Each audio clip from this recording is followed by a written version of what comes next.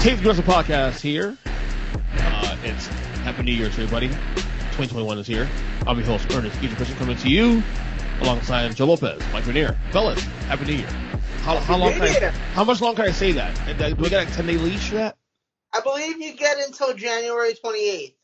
28-day leash, okay. Yeah. Fantastic. So basically the Royal Rumble. Yeah, I feel like that's about the point. Because that weekend you're supposed to start saying Happy Royal Rumble. That's true. Mikey, what's up? Oh, football team. That's what's up. Yo, wait. Can we be clear here that the most on-brand thing for the Philadelphia Eagles to have ever done is pull their starters in the last quarter of a game that they probably could have won if they didn't pull their starters? In a game that, if they won, the New York Giants would get to go to the playoffs. I think the most rich thing, the whole thing, though, is watching Giants players on Twitter get mad when that happened. Like, you won 6 games this year. Shut up. And I'm a Giant fan for the record. Yeah, I mean, that's like, Roman Reigns gets to hold on to the title if Jimmy Uso beats Kevin Owens or some shit. Right. Anyway, so today's show is going to be special. It's the first show of 2020. And see this podcast. Say it again? 2021. You just said it's the first show of 2020. Oh, damn. My bad. Oh, my God. First I said Redskins. I'm not living a repeat of last year, so yeah, I agree. Yeah, that's right. No. So I said Redskins earlier, and now I'm saying 2020. I need to stop the bullshit on my head. Don't worry, no. Chris Collinsworth and Al Michaels both said it like 6 times tonight. Yeah. But they're old. That's not their fault. They can't be expected to remember new things. I'm 40. Is that considered old? No. Okay. Cool. So I'm still hip up you guys. Hey. Anyway, so today's special show. This podcast existed now over a year, and this time of year now, and as we do this podcast in the years to come, hopefully, this will be a tradition. Obviously, we do our take 3 best of winners of categories. We exposed that last week. Our nominees, each of us, me, Joe, and Mike, all submitted 3 people, three feuds, whatever it may be, 3 selections per category. And we ranked them. We basically voted, and now they're ranked now. Mike just did the math. Mike, is the math all done officially now? The ballots have been turned in. The math isn't done yet. We'll do it on the floor. Are the ballots fraudulent? Are they real? The only ballot that's in question is yours because somehow you have the Lucha Bros higher than like -7. Oh, shut, buddy. Anyway, I'm gonna need you to find like 1,089 votes to make sure that doesn't happen. Yeah, I get it. But anyway, so today's episode is solely focused on the Take 3 Wrestling, selections of the year. Was it wrestler of the year, male wrestler of the year, feud of the year, all that. So, Mike, are you ready to kick it off now? I'm as ready as I'm getting. We'll have to work in the order that I go with because. Can I just say, before we get started on this, can I just say part of the reason, Ernest, why I was willing to give up a topic this week and make this all just an award show? Well, 2 reasons. Number 1, because I like that idea. I actually did like that idea. So credit to you for that one. I'm giving credit for things. Hey, Mikey, stop that.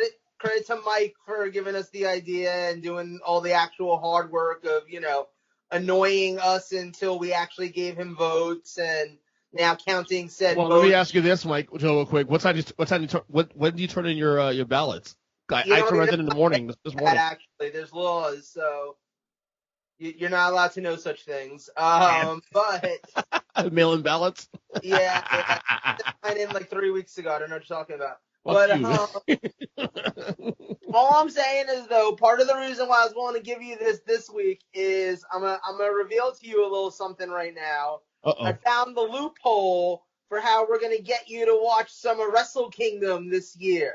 By the way, real quick, I'm glad you brought it up because I was going to ask you, is that next weekend?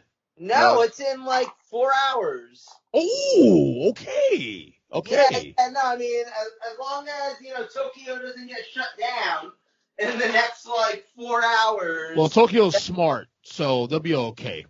Yeah, so that's happening in the rest at the Tokyo Dome in about 4 hours from us in real time.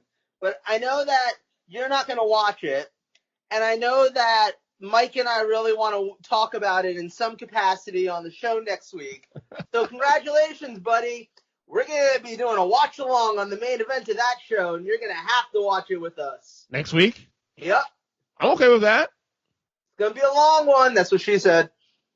Yeah, you better take your naps and drink your juicy poos before we start, because once you strap in for a New Japan main event, it's a whole nother animal. Now it's one match, right? It's one match, but it might end up being like 44 minutes. Okay, one match though. That's the whole fucking show. It's not a Pritchard fucking podcast. No, but we're gonna get you to watch at least a little Wrestle Kingdom this way. It's our Let me be clear, real quick. Let me be clear. It's not that I'm not interested in New Japan and Wrestle Kingdom and all this stuff. It's that, as I stated before, I think we did an entire topic on this. There's so much fucking wrestling to watch. I'm barely keeping up with the stuff now with AEW and WWE. Okay, I am now 4 weeks behind on Dynamite, and I'm the AEW mark. Imagine that. That's a new problem. Well, again, I get the holidays and all that shit. That sounds like a bag of excuses. Yeah, hang on your ass for a weekend too. So that's another weekend I lost. Hey, Mike. That sounds like a bag. Mike, do you smell that? Do you smell that? It smells like a little bitch. Yeah, it smells like a little bitch. Hated it. Anyway, Michael, I stalled enough for you to get this shit done. Are you ready to go? Again, I've said that I can make this work if you guys just have to work through my order. So. Okay, let's go. So let's get the first category. It takes wrestling. We need awards music. Welcome. We need good awards music. Awards presented by me. We're gonna start first up. Breakout Star of the Year. Ooh. This one was a tight category for every position from 2 to basically 8.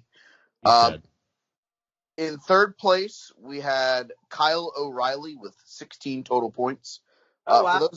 For those of you that don't know, this was scored on a reverse order. So if you voted for whoever number 1, they got 9 points all the way down to 1 point for the 9th place ballot. In third place was Kyle O'Reilly with 16, representing the Undisputed Era. In second is the, I guess now former TNT champion, Darby Allin. He finished with 17.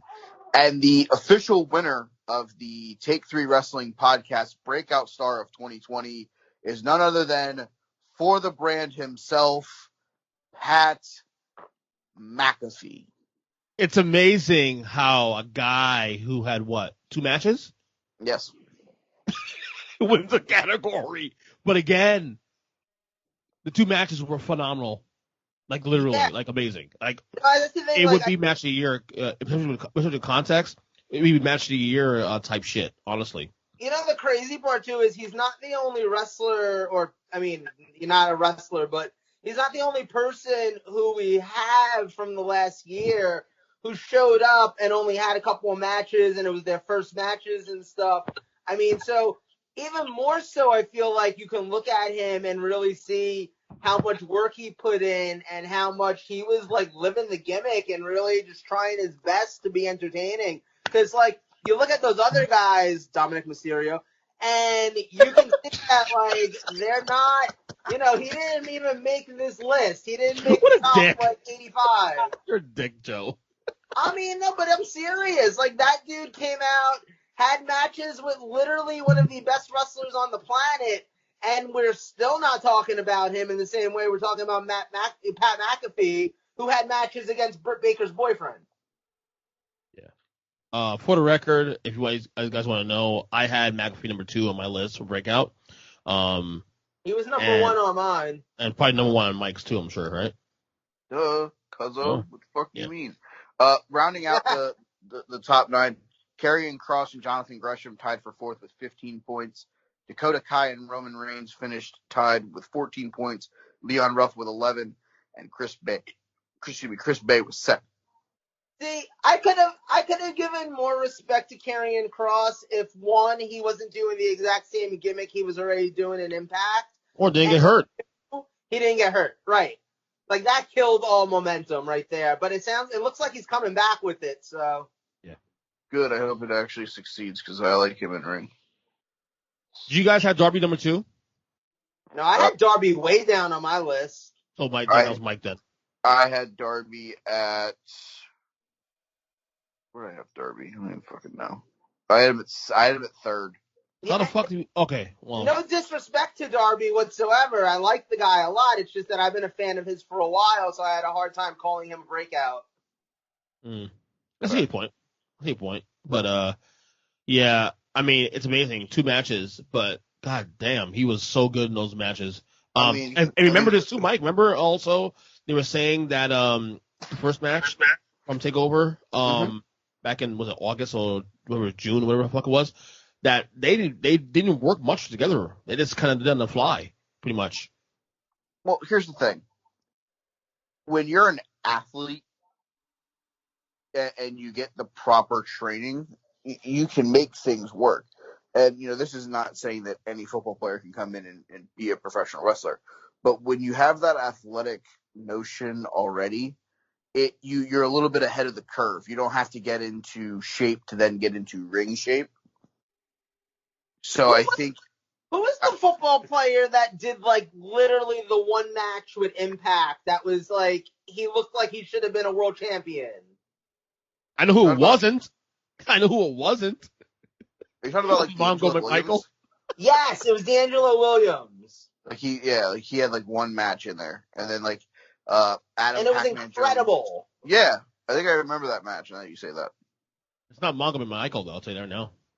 God damn, that guy was bad. All right, we get it. You're trying to get a Mongo put in. I'm trying to stall for you, buddy. Buddy, I'm done. Oh, okay. Mongo Monday, by the way, in 15 minutes now. So all right. The second category of tonight's award ceremony is Moment of the Year. In a tie for second, we have the retirement of one Jushin Thunder Liger and the announcement that Becky Lynch is pregnant. Wow, that went higher than I thought. And our winner for 2020 Moment of the Year is the return of the Rated R Superstar. Fuck yeah. Edge. And let me tell you why. I'm going to say this. Go ahead. I think a lot of these moments on this list were impacted by the fact that they didn't happen in front of crowds. Like, I think Drew McIntyre winning the world title at WrestleMania probably would have been my number one if that took place in front of 70, 80,000 people. But it took place in front of, a ceiling fan. So hard to put that as the moment of the year. Edge got to return when we still had live crowds, and he did it on one of the biggest stages you can. That for me is why I got my vote. I don't think for me would have been the case. It might be number 2, maybe, like the McIntyre thing. If he had a crowd, I think the Edge return was so big for me because I had no clue he was coming back. There was no clues. No one even, and I read dirt sheets. I read this shit on the internet. There was nothing out there that suggested that he was coming back. I heard the music like, what the fuck? I was literally stunned. It was. It was a good surprise moment. Yeah, and that's what it is. In the moment, I was stunned, and I remember being on because I'm on social media during these events too, especially. I remember social media just lit up, bro, lit up. Rounding out this topic in fourth was the Drew McIntyre victory over Brock Lesnar. It was followed by a tie between the Undertaker's retirement ceremony and WrestleMania going 2 days. In seventh was the New Day. In eighth was the debut of Retribution, and in ninth was the return of Roman Reigns. Wow, Retribution beat Roman Reigns? That's crazy. But I will say this, Macho, running it out. That return was stupid. I know you hated it. Yeah, the return itself was nothing. It's like, since his return, he's been awesome, but... Right. No. But the Taker thing is, I'm surprised a little low, though. Aren't you a little shocked a little low? Joe voted it dead last. Wow. Yeah, I'm sorry. That did not much for me. That was like, I don't know, calling it a retirement at that point, like, I don't know. I would have been more interested if they did another match or something. They should have done something cinematic. Coming out to an empty arena and being like, all right, guys, I guess I'm not going to do my cosplay anymore. I don't know. Mama McCool said no more. I'm done. Yeah, I mean, I get it. It's just, I thought it was probably. Where'd you have it, Mike? I had it at number 5. Or excuse me, number 4, I guess. Higher. Okay. Yeah, I had it higher than Joe, but I still had it in the middle of the pack. I mean, at least with Liger, we got a match the night before. That's why it was the number one. And that's why it was the number one moment for me. Well, yeah. I knew Liger would be high because you guys was so, over that. I can put Liger higher than I thought. I had number 5 on my list just because. Good man. You never disrespect the good name of Jushin Thunder Liger. That's right. Number 5. All right. Tag team of the year. This one was a tightly contested category all the way through. In a tie for third place, we have the current AEW World Tag Team Champions, Matt and Nick Jackson, the Young Bucks. They are tied with the current Ring of Honor World Tag Team Champions, the Foundation of Jonathan Gresham and Jay Lethal. In second place, we have the former AEW World Tag Team Champions, Cowboy Bebop, and official winners of the 2020 Tag Team of the Year, Sasha Banks and Bayley. I love it. Yeah, I can live with that. I'm happy with that. Well, I had that swapped. I had Bebop 1 and Banks and Bayley 2. So I think I did also, ironically. I was the one that crushed Cowboy Bebop's chances to win it. Where'd you have them?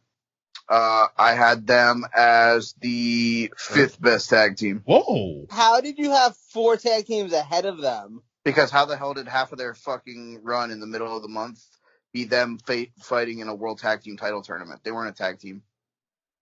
Well, that fucking match of Revolution back in February, I know it's so long ago, because it's almost a year, automatically puts them in the top 3 no matter what. I don't agree, because how can you tell me that a team that's held the title for over a year and a team that's held the title for, on and off for 300 days don't get the credit that they should because of one match? Just because it was on the biggest stage, like the second biggest stage in wrestling, doesn't mean that they're a better tag team. And you have to remember, this is 2 singles guys. These are guys that just got thrown into something and fucking stuck. Now, which team are you defending here? Just so we get it, my official top 9. I had Lethal and Gresham at 1. I had Banks and Bayley at 2. I had the North at 3. I had the Street Profits at 4, and then I had Cowboy Bebop at 5. No, I can see your logic. From an in-ring perspective, though, I get what you're saying about how they're basically 2 singles guys that were kind of put together. But, man, did they have some chemistry together.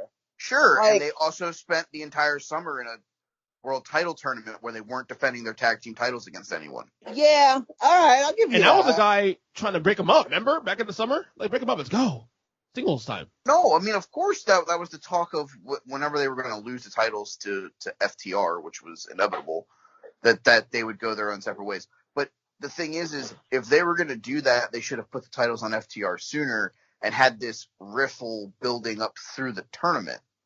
They had them wrestling in the tournament as tag team champions. I mean, are we watching WWE where they don't give a shit about their fucking tag team division because you're just like, we know that the 2 of them are really great singles wrestlers, so fuck this division for the next couple months. We're going to have them fucking feud for a title shot. I'm really curious to hear the other 6. After I had Cowboy Bebop, I then had the Young Bucks, FTR, Guerrillas of Destiny, and then Dumb Fucks. I'm pretty sure I had the Young Bucks up pretty high. I forget where I put them. You had them third. You had them third, 4. Joe. Yeah, that sounds right. Because honestly, them and FTR had one of the best tag team matches I've ever seen in my life this year. If we're talking about match quality, Mm-hmm. The only reason I get Young Bucks a little lower than these three, I mean, it was hard to put them into three because the other three teams here are just amazing this year, was because they didn't gain any steam until like probably middle of the year. Yeah, I'll give you that. That's why sometimes it's hard to judge an entire year, because how many acts actually get to run for a whole year, actually like on top. Right. Okay, so round out the 6 for the combined. Okay, so then we had after the tie between the Foundation and the Young Bucks for third, we had the tie between the North and the Street Profits with 16 total points, FTR with 12, those fucks with 6, and then the Gorillas of Destiny with 4. Oh, so wait, the fucks were higher than the wow. I'm really just over fucking the Street Profits. I just want to point that out one more time. How can you be? I mean, like, the act has been the same thing now for going on 2 years. It was more entertaining in front of like another 150 people at Full Sail than it is now on SmackDown every week. Like, honestly, I was watching this week's SmackDown and they came out to do their promo, and I'm pretty sure I went and like put away my sneakers. Where'd you have Lucha Bros, Joe? I don't remember. Definitely not at like the bottom, but pretty close to the bottom. I had them 7. There were like verse bottoms on my list. I had them 7. You had them in 8th. That sounds right. What's the theme song? So yeah, I just I feel like a lot of tag teams are just using the same gimmick though, you know, to argue the Street Profits to that side. You know, the Young Bucks have been doing the same thing for like 9 years. Mm-hmm. See, I don't know that I fully agree, because at least this year, they spent some time letting out their heel side in AEW, which they haven't done before. I'm sorry, there's no such thing as a heel tag team that wears tassels. Thank you. Tassel, super kick, tassel, super kick. Fucking tassel. The Young Bucks. What? Do you kind of feel like we need some new tag teams in this world? Yes. Like, I feel like we're officially at a point where most of the teams in both promotions are a little stale. Like, at this point, bring up Fish and O'Reilly and let them fucking be Red Dragon on SmackDown. I'd be okay with that. I'd even be okay with, like give me Cole and O'Reilly. Give me Future Shock over on SmackDown. Yeah, and push Uno and Grayson, or Silver and Reynolds, you know, from the Dark Order, and push, you know, maybe even just revamp SCU, let Kazarian and Scorpio Sky do stuff. Like, I'm sick of watching, like, Top Flight and the Acclaimed. Like, this really shitty fucking rap gimmick. It's worse than when John Cena was coming out in throwback jerseys. It's pretty bad. And the sad part is they're actually really good in the ring. Yes. They're excellent in the ring. Excellent. Yeah. Then they make the mistake of opening their mouth. Then they talk. Can you actually tell me too, like, what's the difference in gimmick between Private Party, Top Flight, and the Acclaim? Nothing. Like, they're all basically the same team. I've actually sat down, and just in case this topic ever came up, you did the math? You did the math on that one, too? The math. Okay. First numbers. Private Party is that alcohol infused group that, you know, they're the guys that go to the club, like, and everyone's doing like the fist pump for Gym Tan Laundry, and they're the ones that are doing like fucking Running Man. Mm-hmm. So it's like they're them. But see, here's my thing. Let me just interrupt you for a second, and I apologize. My thing is, they don't act the gimmick. Like, other than coming out and being announced as, like, you know, weighing, what is it? 24 ounces of vodka cranberry. Yeah, like, other than that, like, they don't play up the gimmick the way, like, I'll give the Street Profits credit. At least they play up their gimmick still. These guys don't even play up their gimmick half the time. Like, I'm sorry. No. I've been to the gay club in Manhattan. These guys are not the guys that get into the good ones. That's not Joe, by the way, the Street Profits hate, we gotta talk about that. That's not cool. Wait, what? The Street Profits hate you have now. I'm bored of the gimmick. I was a big fan. Ask Mike. I was one of the biggest Street Profits fans you could have like 2 years ago. See, here's the thing. No. Here's the thing. We saw them in their natural environment, which was when they looked like they were having fun in Full Sail. Well, yeah, where we're going out there, we're going to perform in front of these like 200 people. But you know what? Let's go have some fun. And everyone's going to have solo cups, and everyone's going to have all this fun stuff. And it's like, oh, cool. You know, they come out in the crowd, they have a dance, they look like they're having a fun time. And then they went to WWE, and they're like, hey, let's shoot solo cups out of fucking rocket launchers. Right. Why the fuck not? I mean, I guess, but God, it's Maybe so they good. just need a live crowd. I don't know. Turn heel. That's probably it. So back to this horrible Top Flight private party. So private party is like the guys that like you invite to the club and they're like doing the wrong dance and not fucking paying attention to the social media fed. But you're like, oh, they're there, so cool. They're the Savio Vega of the club. Yeah. There. The Acclaim are the really bad opening act for the live hip hop artists that they have. It's like that fucking I'll come play at your bar or your club, but you gotta let Pookie and Ray Ray fucking open for me. And Top Flight is still waiting in line to get into the club. Oh, jeez. Yo, cousin Leroy, come over here. Come on. Exactly. My point. It's fucking awful. But the fact of the matter is you have 3 teams doing the exact same fucking gimmick. No, That's you true. really do. You do. Like, You really do. what the fuck are we doing? Like, come They on, should guys. just put them into a stable and call it like Leroy. Club. The club. There you go. Club. New club. PA Different than the club. Bullet Club. Yo, instead of having the crossbones like thing, they could have like just like bottles of vodka like crossed over. Hell Grey yeah. Goose bottles change.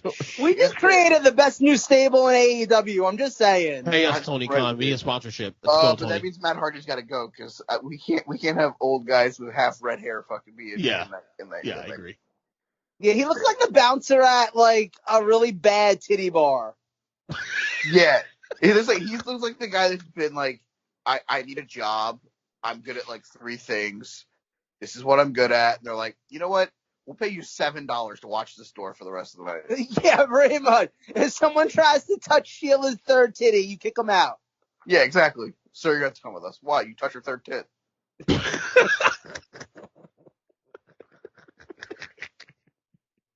All right. All right, let's move on. The 2020 feud of the year. My favorite one. In third place, it is Roman versus the Table. Whoa. You know, because it's not every day that you get to into a fight with the Table. $2 seats at Walmart, by the way. We want seats at the table. I don't think we need that much more seats at the table, though. And surprising but not surprising, we have a tie for the winner of the Feud of the Year category. First up is the feud between the current AEW World Champion Kenny Omega and his Cowboy Bebop tag partner, Adam Page. And they are tied with another tag team. The team that won Tag Team of the Year, Sasha Banks and Bayley. Yeah, I have Banks and Bayley number 2 on my list. I enjoy the fact that like 2 of my favorite tag teams are also 2 of my favorite feuds this year. Yeah. But it's accurate. It is genuinely accurate. I mean, and talk about like old school like wrestling booking, but Mega Powers, man. Together just to break them up. It's Mega Powers. Yeah, exactly. Like it works though. I mean, clearly it works when it's done really well. I guess we can do the list in a second, but I'm really curious what you guys put Brody Lee and Cody. I'm pretty sure I had it pretty low on my list, and that wasn't anything really like 100% against the feud. I really enjoyed the feud overall. I kind of actually thought that, and I don't know if it was just the 9 nominees that we came up with, or if it really speaks to the whole year, but I kind of was underwhelmed by this list of feuds that we were like ranking. Really? And but when it comes down to it, I can't think of anything better. I mean, like Seth Rollins and Rey Mysterio is probably one of the major feuds that happened last year, and that shit wasn't making my Too list. fucking long. Yeah, no, that thing lasted 8.5 months. I think technically it's still going on when Seth Rollins comes back. That's the entire pregnancy. To put it that way. Yeah, the only other feud we really could have added from a WWE perspective also would have been Orton versus Wyatt. Which that one is like, I don't even know or Orton versus Edge, because we didn't really bring that one up. I thought about that one. Orton versus the world. Because he's been fucking heating up all year long. Because he's one of the few guys that they consistently put into new feuds and new storylines. Was that a fire joke, Ernest? Not really, but I mean, you can take it. Fire safety is nothing to joke about, Ernest. Should have seen this coming in fucking January. All right, rounding out the list, in fourth place was Charlotte Flair and Rhea Ripley with 17 points. In fourth was Brody versus Cody with 16 points. We had Sami Zayn versus the World with 11 points. We had a tie between Randy Orton and Drew McIntyre, as well as Kenny Omega versus Jon Moxley with 10 points. And the final one was Naito versus Evil with 6 points. I think part of the problem, and it's occurring to me watching the Roman Reigns, Kevin Owens storyline, which I guess counts within, Roman Reigns versus the table. So that's why, that's there for me. And I've loved this feud. But you know what? At the end of the day, when it's over, what do you do with Kevin Owens? And I think that's part of the problem with a lot of these feuds and stuff is they don't know what to do with the wrestlers after the feud is over. So either they just keep it going like for good and it just kind of never ends, or people get lost in the shuffle. I mean, we're literally still watching Sasha and Bayley wrestle every Friday night on SmackDown, just in tag teams now. Yeah. I mean, personally, what I would do at the end of this is it would obviously be over at Royal Rumble, and then I would just transition to whoever is going to face Roman for the title, and let Kevin go back into the IC title picture where there will probably be a multi-man match at WrestleMania this year. Is it time to put Owens back to heel again? What do you think? No, I think he's great the way he is. It's just, I think if you put him over on Raw, he gets lost in the shuffle because he always gets lost in the shuffle on Raw for some reason, other than when he was the Universal Champion. Right. Can we talk about how? I mean, I understand the logic here, and my thought process was, okay, so why can't they do more with that? The WWE doesn't want that third hour on Raw. Or everyone's like, oh, they have 3 hours on Raw. Why aren't they doing more with it? Why aren't they doing this? Why aren't they doing that? Have we ever thought that it's not WWE that wants the third hour? It's USA. It's USA. It's definitely USA. Yeah. So mind you, this is a comment to our friends on the internet wrestling community. Stop shitting on the fact that, it's the same 7 guys. Maybe USA has something really that they can kind of be like, hey, we want these guys pushed more, or we want to see these guys more because ratings spike when these people are on TV, rather than, let's expand our operation. Because the fact of the matter is it doesn't really make sense on why we're giving WWE shit 24/7 because Raw's 3 hours, because that's not their call. I probably would love to have them 9 to 11. 2 hours. It keeps everything fucking nice and tight. There's not 13 fucking reclips of what happened earlier in the show. Right. I mean, I get it. And I'm sure from a production standpoint, they'd rather be doing 2 hours than 3 hours also. Of course. But I mean, at the end of the day, it's not like they're going to leave USA and go to a new channel and get 2 hours. So, look, I agree. I feel like case in point, how the pay-per-views this year in particular have gotten shorter. It's in your house. It really, there hasn't been a single pay-per-view this year, I feel like, that's lasted more than 2.5 hours. Well, you know why, though? It's because of COVID. Well, right, but I'm saying, like, that's not a bad thing. Like, I don't know about you guys. Since Mania, I don't know how many have gone over the 2.5 hour mark. But this is the thing, like, I don't know about you guys, but, like, I kind of enjoy knowing that I could sit down at 7 p.m. on a Sunday night and be done watching the pay-per-view by, like, 9:30. Like, that feels a lot nicer than, like, okay, strap in, we're going to be here till 11:30. See, my only thing is if they're going to do 2.5 hours, I don't know if starting an hour before kickoff of the Sunday Night Football game is the most logical thing to do. Yeah, but I mean, that only affects you, what, like 3 months out of the year? 4 months out of the year? Well, September to January. December. Yeah. But again, I just, even whenever it's not, I don't know if 7 o'clock is the time frame to be shooting for from a logical standpoint. I still think it used to be 8 o'clock back in the day. That's what I'm saying. I still feel like 8 But o'clock. I mean, back in the, you ever notice like the posters of like the Royal Rumble from 1994 where the start time was at like 5 p.m.? 4 o'clock. Yeah. Which, for the record, I don't remember ever watching a pay-per-view at like 4 in the afternoon when I was a kid, but apparently that's when they happened. I know the early WrestleManias, like 5 and 4, were definitely in the afternoon, late afternoon. Yeah. WrestleMania 3 also, I believe, was the same time. And you could tell, too, because like, it was in the Superdome, and it was light outside, and as the show progressed, it gets darker and darker and darker. I mean, maybe I'm crazy, but I don't hate that. Like the WrestleManias that we've gone to where because of the local time, it's been at like 3 p.m. that the show's starting. I don't hate it. Let me be honest with you. Like, to me, me coming back after 17 years, 7 o'clock felt very early. Just on the record. Because when I stopped watching in 2002, it was always 8 o'clock. It was Heat at 7 o'clock, for the hour lead up to it, and then 8 o'clock was a pay-per-view. Yeah. No, you're right. You're right. Honestly, this year's really when it like kind of happened like this. It's because of COVID. Yeah, because the weird part is anyone that watches the pre-show, on Sunday day, it starts at 6 o'clock.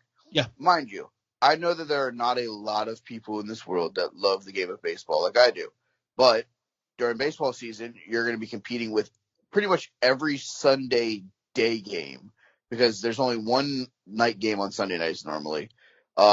Basketball, you'd be going up against potential pivotal games. And then football from September through December, you're running into the end of the 4 o'clock games / beginning of the Sunday Night Football game by going at 7. Well, I guess the question becomes how much like overlap is there really between these audiences? The only major overlap you're going to have really is with football.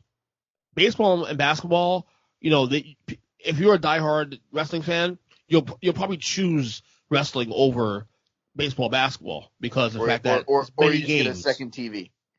Oh, well, like Mike does, yeah. Watch it on your phone. There you go. Yeah. But I mean, the other thing is, and I think the thing that really anchors this part of the conversation is the fact that everything is joinable live or, start from beginning on the network. It's not like you turn into a channel and it's like, well, we're an hour in and that's where you're getting it now. True. Like you can literally pick it up at 8, you can pick it up at fucking 7, you can pick it up 10:30. Like it doesn't matter. Like whenever you want to sit down and get it in, you can hit start now. Yeah, that's true. And it's just there. If you order it on pay-per-view at 9 o'clock, you're not starting at the beginning. You're starting at the 9 o'clock feed. Right. Remember back in the day, the pay-per-views wouldn't even let you order after the first hour. That's right. It's no longer an event in the same way it used to be.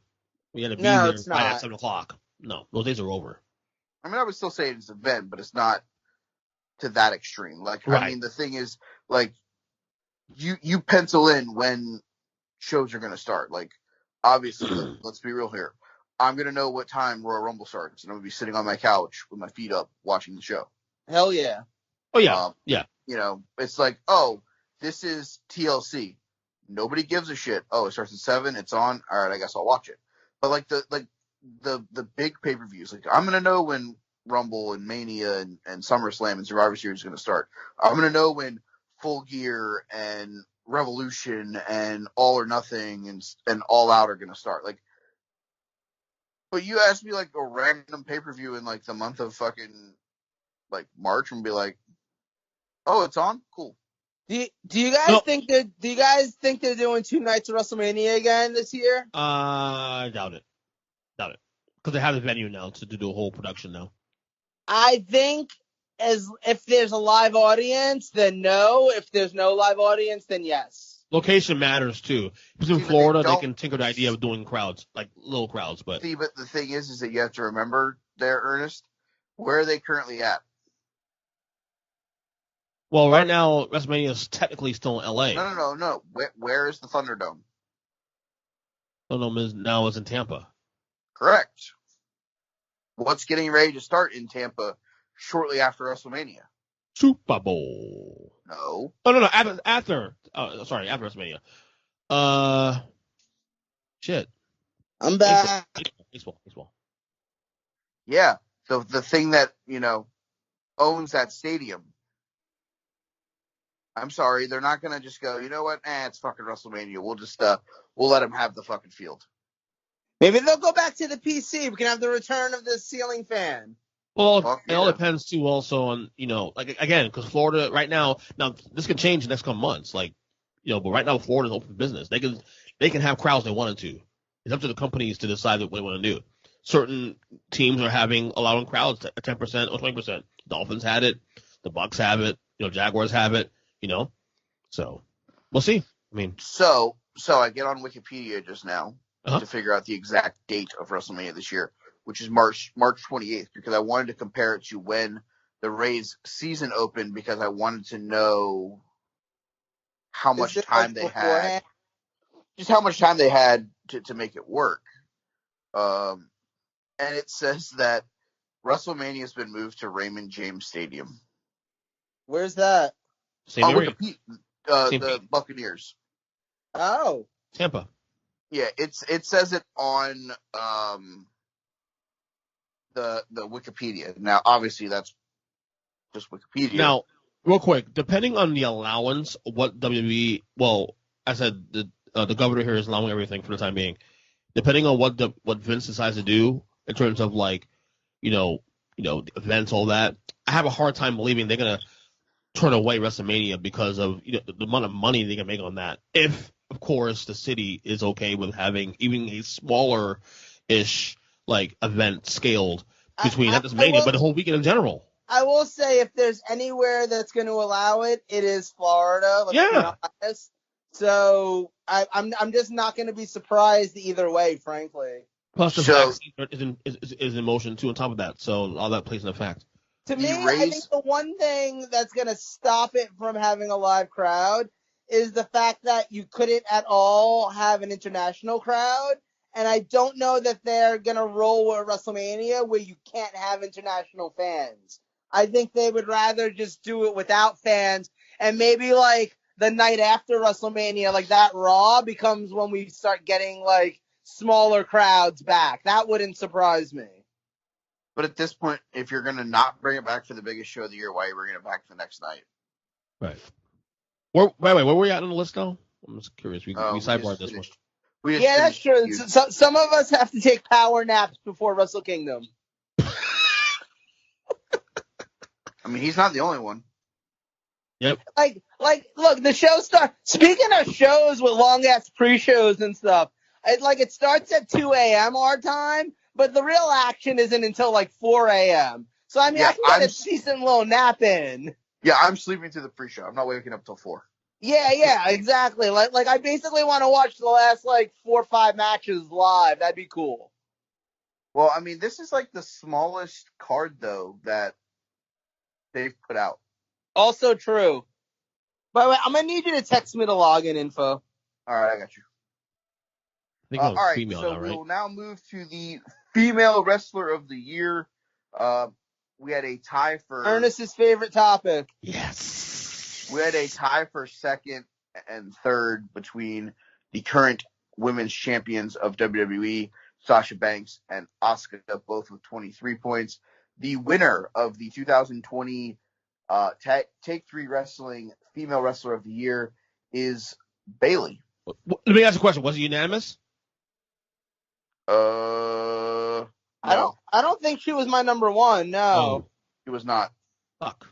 Okay, she was mine. she was in my top 3. There was not a unanimous selection for anything. Okay. That's interesting. Okay. I had the 3 also. I had Bailey, Asuka, and Sasha in 1, 2, 3 in that order. Yeah, I'm pretty sure that they were in my top 3 also. They were. Yeah, I mean, mine was Sasha, Bailey, Asuka. Mine was Bailey, Asuka, Sasha. Oh, same thing. Basically, yeah. I mean, Io Shirai had a phenomenal year too, but God, and I feel bad because honestly, if you look at all these categories, this is the one probably was the most solid of all, like the female category. It was a pretty good category, but wait, Mike, where's the fucking AEW mark put Sheeta? I'll tell you, number 6. Yep. I can live with that. I had your girl Britt Baker ahead of her for the record. Oh, me too. You're welcome. I mean, I don't know why. I don't know why you're telling us you're welcome for voting right. You call me a fucking mark. Like, congratulations, you didn't put a fucking kendo stick higher on the list. I don't guess think Io Shirai number 4 for everybody also. Yes. Okay. Like, let's be clear. The most significant thing Sheeta did last year was stand in a hallway and tell people the floor was wet. Like, that's basically all she is a fucking sign. I mean, she's bland. I get it. I mean, she's average. It should be average. No. White people cooking is bland. Sheeta's boring. There's a difference. Mm-hmm. Yeah, I don't think you're ever going to get us to change where we stand on Hikaru Shida. I'm not even defending her, to be honest with you. You kind of were a little bit there. No, she's boring. I agree with you 100%. She's bland and boring. So then how do you fix it? Fix what? That whole fucking division. You can't. It's over. Britt Baker. Blow it up. Put the belt on Britt Baker. That is a start. You put the belt on Britt Baker. She was supposed to be the face of the division to begin with. I don't understand why they're not taking advantage of it now that she's, talented again and very entertaining. It took her turn to heel to his No, it's the Kenny Omega fucking long game. Yeah, I agree. Everyone expected Kenny to get the title right away. Kenny to get the title for almost 2 years or almost a year. Britt Baker. Somebody's first woman signed. Everyone thought she was going to get it. It's been a year and a half. Hasn't gotten it yet. Yeah, I'm tired of waiting. What's the round out? With Nyla Rose fucking title reign. True. What's the round out of the 6? I'm curious. Io came in at 4th. 5th was Rhea Ripley. 6th was Britt Baker. 7th was Hikaru Shida. 8th was Deonna Purrazzo, and then Jordan Grayson at 9th. The only reason how Rhea. I thought about this a lot while I was ranking it. And I'm realizing what the problem is with Io. And it's not Io. It's her lack of feuds or storylines. She's been champion for most of the year, I feel like. She won the belt, back over the summer? June. In your house. June. Yeah. So she's been champion for a hot minute. She's fantastic in the ring, but they've had her doing nothing. I mean, she was involved in the feud with what's her name? Dakota Kai. Correct. Yeah, but other than that, we're talking about 6 months of the year she's been champion, and there's one feud that you sort of remember she was part of. Dakota Kai, that's it. I get it. That's sad. I get it. It's almost as sad as, our second place in tag team of the year. Their most memorable feud is being a tag team with each other in a world title tournament. That's right. Real quick, another notable thing in this category, I would have Ripley would have been a lot higher, but she after WrestleMania she was booked pretty much as a mid card almost. If you think about it.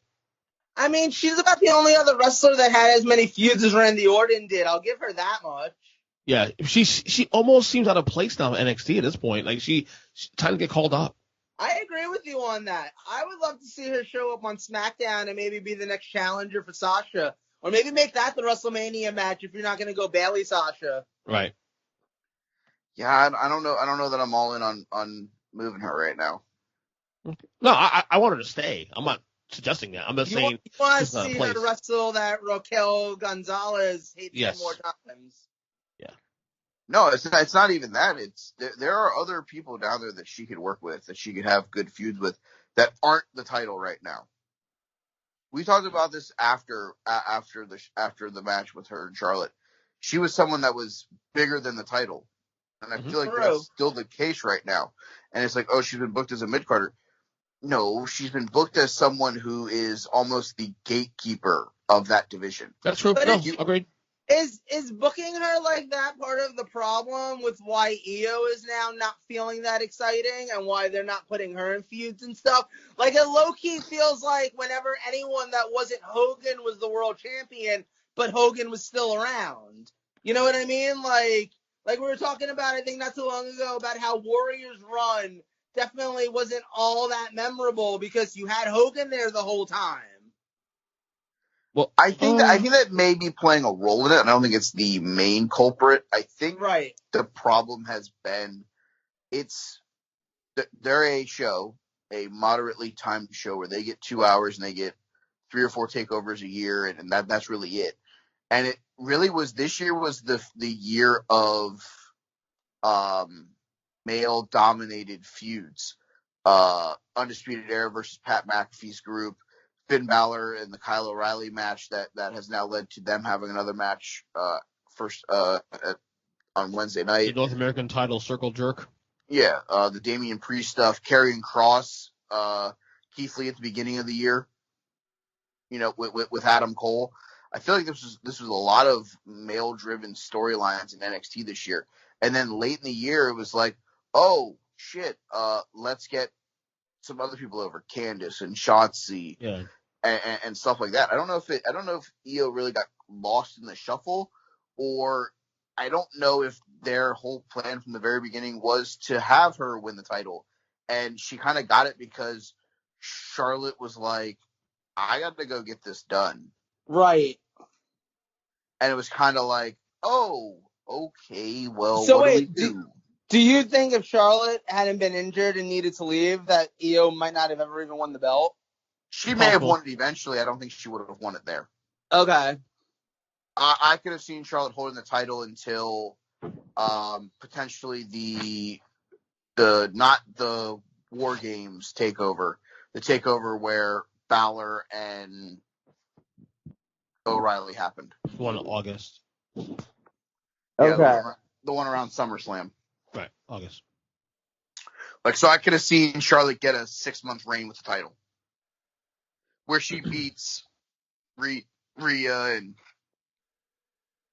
goes over some of the other mid-card acts there, and then, you know, Io finally gets her shot, loses the first time, or wins via, like, DQ, and then wins the title in August.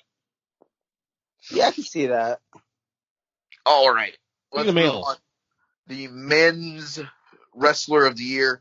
In third place is Cody. Oh. Second place is the current Universal Champion, Roman Reigns. And the winner of the Take-3 Wrestling 2020 Male Wrestler of the Year is the current WWE World Heavyweight Champion, Drew McIntyre. I like it. I would have loved to have seen Reigns at the top. Well, the only reason I penalized Reigns on this list, I had him number 6 on my list because he missed a good portion of the year. Now, I'm not knocking the run here, you know, this last 4 or 5 months since SummerSlam, but he missed pretty much everything from March through. But if you look, he was there for January, February, all of March, and then announced that he was out the tail end of March. January was still going with that boring ass. At the time, at that point, was boring, the Corbin feud. Okay, he's going to wrestle Goldberg. I mean, we don't give a fuck about that match, honestly. And to be honest with you, the guys that had ahead of him had a great year. McIntyre, obviously, Moxley, Randy Orton had a better year than Roman Reigns. Fucking Finn Balor had a better year than Roman Reigns at this point. No, and no. What do you mean, no? No, and no. Which 3? Because you said that's 3 no's. I don't think Finn had a better year, and you're talking to a guy who loves Finn Balor. Yeah, I'm going to agree with that. Like, honestly, Finn's another one, too, where, if Karrion Kross doesn't get injured, I don't know that Finn Balor ever becomes NXT champion this year. Probably not. That Finn Adam Cole match was fucking incredible, by the way. Oh, it was. And that's the thing, though, but Finn Balor's kind of lucked his way into being in those positions. If Karrion Kross never got injured, I don't think Finn Balor gets that level of a push. For a while, they were clearly, positioning him to be a challenger for Walter, but then COVID happened, and we never ended up getting that match, which is a shame, because that would have been one of the best matches of the year. Hopefully, we can get, maybe sometime this year, we can get that match. Mike, but you I'm got 2 no's. Okay. Huh? Mike, you got 2 no's, though. So that's one. I think he had a better year than Jon Moxley. Yeah, I wasn't that impressed with Moxley's year, just for the record. Moxley was the anchor of the AEW brand for the whole year, pretty much. I forgot he was champion half the time. I thought Chris Jericho was still champion. Really? Come on. The way they position these guys on the show. Titanic? I'm sorry, Jericho still comes out as Le Champion. They've positioned him clearly as the top guy for half the time, when Moxley wasn't even around. No. Was the other one Cody Rhodes or Randy Orton? Randy Orton. Okay, that one we gotta have a problem with that one. That one is the one I have the biggest pushback on. How? You can sell me on Finn, you can sell me on Mox. Randy Orton's arguably been the best male wrestler not named Drew McIntyre this year on that roster. You're fucking lost your mind. You kidding me? No, I'm dead fucking serious. He was in a long ass fucking feud that went 2 months too long with Drew McIntyre. He had a worthless fucking title run that broke up Drew's fucking title run for no fucking reason. I think the reason he was in dog shit until he got into the greatest wrestling match ever with Edge. Wow, if that's not the stupidest fucking name for a match I've ever heard. The name was stupid. I agree with you on that one. The reason why Orton, though, it's funny. I feel like it's almost one of those images where you stare at it for a while and then you see the boat. You know what I mean? That's what Orton's 2020 felt like, because I don't know that he actually was all that great this year. I don't know how many fantastic matches I could sit here and be like, oh yeah, Randy Orton really had a whole bunch of 5-star matches and stuff like that. I don't know that you can have that conversation. But the thing that WWE did with Orton that they didn't do with a lot of other guys is they had him involved in a storyline basically at all times. There was never really a moment where Orton wasn't involved in a feud of some sort. To this moment. He got out of his feud with McIntyre, went into this feud with Wyatt, which is going to continue. When he's done feuding with Wyatt, someone else will show up for him to feud with. To me, Randy Orton, I compare this year to Randy Orton to Tim Duncan. It wasn't flashy, but he was solid all the way throughout the year. There was no dips. It was a solid throughout the entire year. Every feud he was in this year, I was heavily invested in. Every single one. Well, yeah, because they were the only feuds on the show. Hold on. But let's go back and look at these feuds real quick, okay? Edge. Start with Edge. Feud number 1. Edge. Second most important person in the feud, because he's been the guy he's feuding with just came back. Okay. Honestly, the only reason why their feud ended is because Edge got fucking hurt in a match with Randy Orton. Feud number 2, Drew McIntyre. Second most important person in the feud. For some reason, they thought it was logical to have Randy win the title to then lose it back to the same guy a month and a half later. For what fucking reason? Well, the booking was fucking terrible. I agree with you on the booking. Okay, but guess what? This is an award for male wrestler of the year. Take the fucking booking, and you have to fucking take it with a grain of salt, because if he didn't get booked in those feuds, he wouldn't be having this conversation, right? Okay. So you got to take the good with the bad. You got to take the good with the bad. And then at the end, I'm sorry, the guy fucking just lit another human being on fire in the most stupid fucking gimmick match that I've seen all fucking year. At the end of the fucking day, I don't think his year has been so fucking earth-shattering. Has he been really good in-ring? Yes. Has he had good matches? Yes. Has he had throwaway matches? Abso-fucking-lutely. I don't know. You can sell me on the Finn part and maybe Moxley, but I can sell you on the truth, and pretty much the truth. Then we have Cody. Cody is the one you agree with ahead of Roman. No, I voted Roman number 1. Yeah, oh wow! Oh, you went fucking around. Sorry. Oh wow! Okay, that makes total sense now. If you just said that, we had this fucking sidebar diatribe for the last fucking 10 minutes. What was the other 6, by the way? Ask a fucking question then. You're the host of the show. Ask a goddamn question. Look. What are those 6?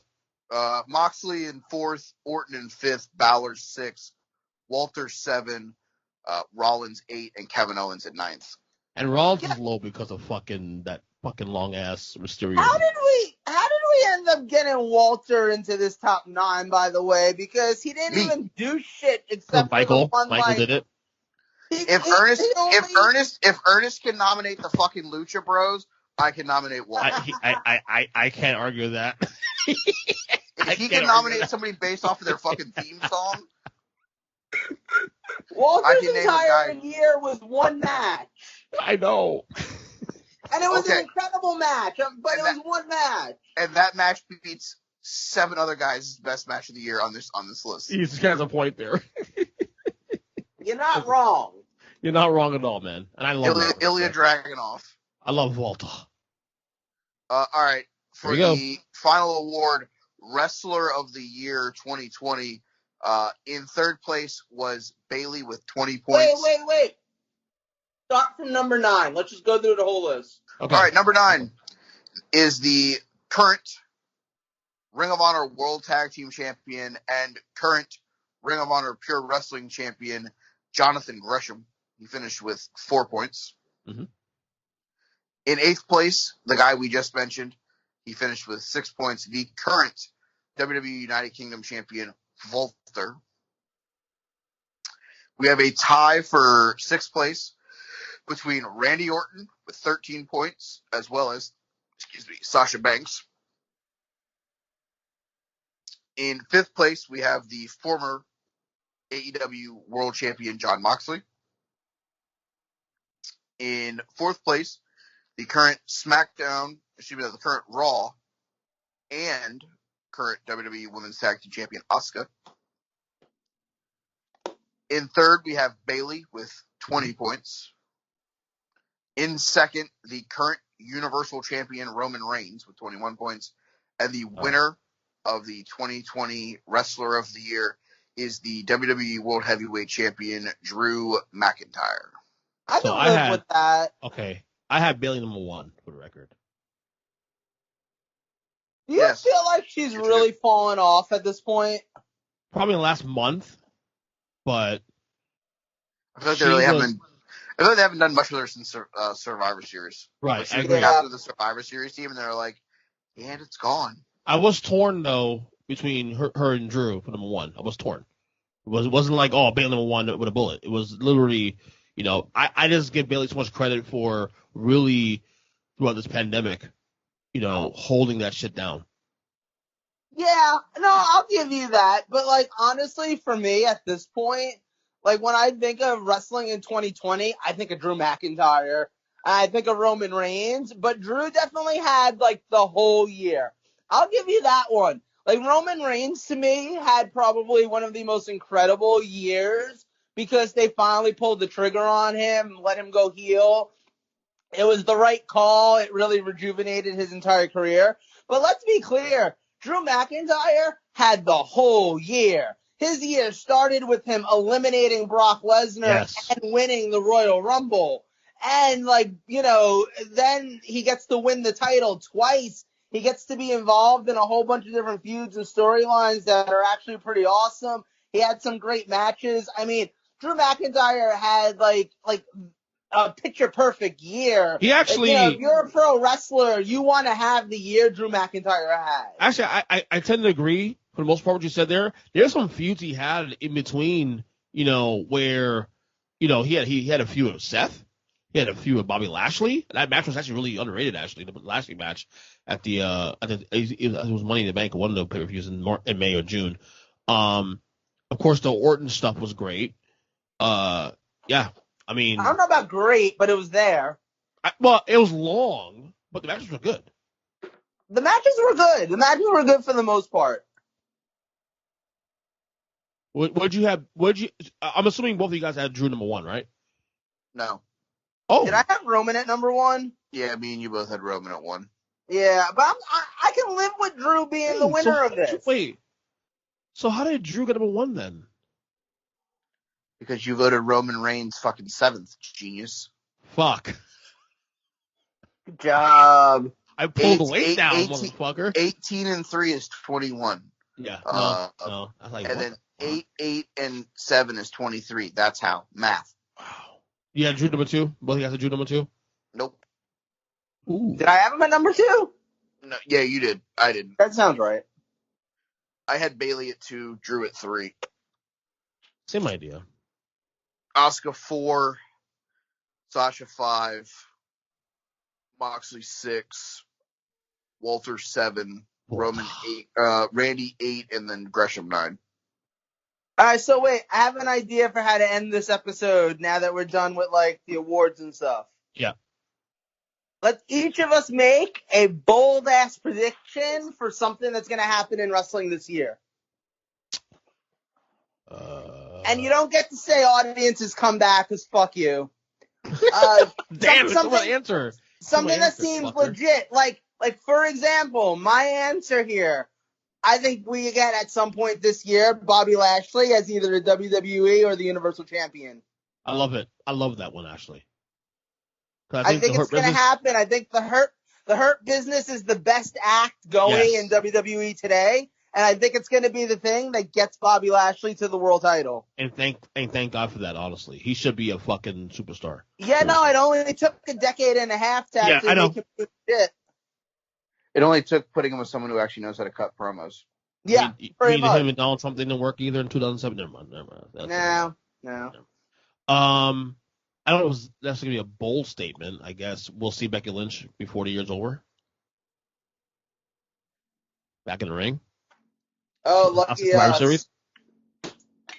I think you'll see her a lot sooner. I think she'll have a match by WrestleMania, personally. What's yours, Mike? Your bold prediction? No, 2021. Not 2020.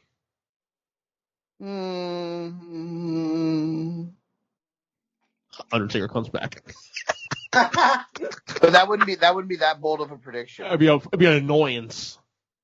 No, it just wouldn't be a bold prediction because water is wet, ice is cold. Yeah. Survivor Series 2021, Return of the Taker. Yeah. I guess my bold prediction is. I guess the bold prediction that I wanted to make is different than the prediction that I'm going to make. My prediction here is that the winner of the Royal Rumble match will not win the world title. Ooh. At WrestleMania. It's been a long time since that's happened. Do you have an idea who it might be? Personally, if they announce that we're going to have fans in the audience for Royal Rumble, the winner of the Royal Rumble will be the number 30th entry, and it will be Brock Lesnar. I can see that. Who will then lose to Drew McIntyre in the match. Give Drew his big moment in front of an actual crowd. Correct. I don't think they pull a trigger on anybody else with a title through this Mania. I don't think they'll pull a trigger on Big E or anybody. The only other thing that would make logical sense would be that's when you decide to put the title on Bobby. Yeah. You have him lose the United States title to, someone, or have him give it to MVP and he wins the title at WrestleMania. But I don't know if that's really the play here. If there's fans, I think it's Brock, and then I think Drew gets his moment, which I won't be mad at. Other bold prediction, we get the second ever cash-in of Money in the Bank at WrestleMania. Okay. Which would be, well, right now it's still The Miz, right? So. And I think that's Miz. I think that's who it is. I don't think he loses the briefcase. This isn't New Japan where they defend their title, their title contracts. And okay. The real bold prediction that I wanted to make that I was hesitant on was I don't know that Kenny Omega makes it through All Out with the title. All Out in May or August? September. Whichever August. September. Okay. Whichever one's the September show. Well, keep an eye on the Adam Page thing. If he starts getting even more, support and pushed, the rest of the year, yeah. Who would be the one to take out Omega, you think, though? If not Page?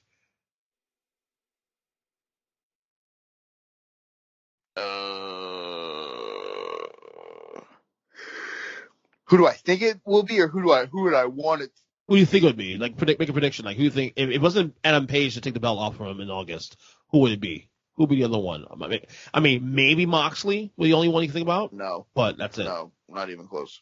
Okay. If I'm going the route, like, it would have to be Cody gets his shot.